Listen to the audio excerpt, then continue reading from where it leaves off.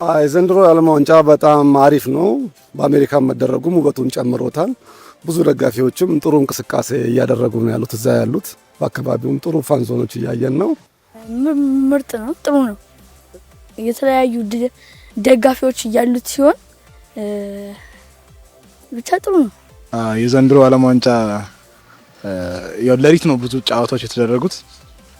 ብዙ አላየውም፣ የማየት እድል አላገኘውም፣ ግን አሪፍ ነው። አንድ ጨዋታ አይቼ ነበር፣ ፖርቹጋል ከስፔን። እሱ በጣም ጸዴ ጨዋታ ነበር።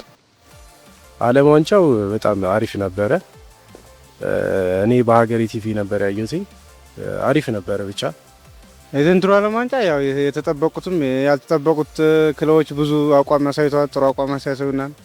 ሙሉ ሌሊቱን ጨዋታ እያንዳንዱ ጨዋታ ያው በሌሊትም ቢሆን ተከታተለው የኳስ አፍቃሪዎች በትክክል አይተናል።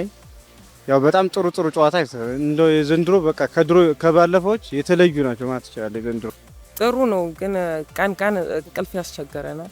ዘንድሮ ዓለም ዋንጫ ያው አሪፍ ነው። በተለይ ደግሞ ያው እኔ አርጀንቲና ደጋፊ ስለሆንኩ አርጀንቲና እስካሁን ያደረገችው ጭዌ ደስ ብሎኛል።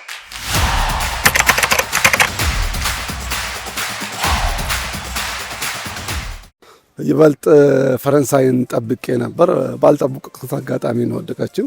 አሁን ደግሞ ስፔንን እየጠበቅኩ ነው። ስፔንን በጣም እየጠበቅኩ ነው።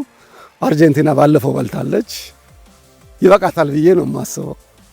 ፈረንሳይ በጣም ምርጥ ሀገር ናት እና የተለያዩ ጀግና ተጫዋቾች እያፈራች ሲሆን የሷ ደጋፊ ነኝ። አርጀንቲና ነበርኩ።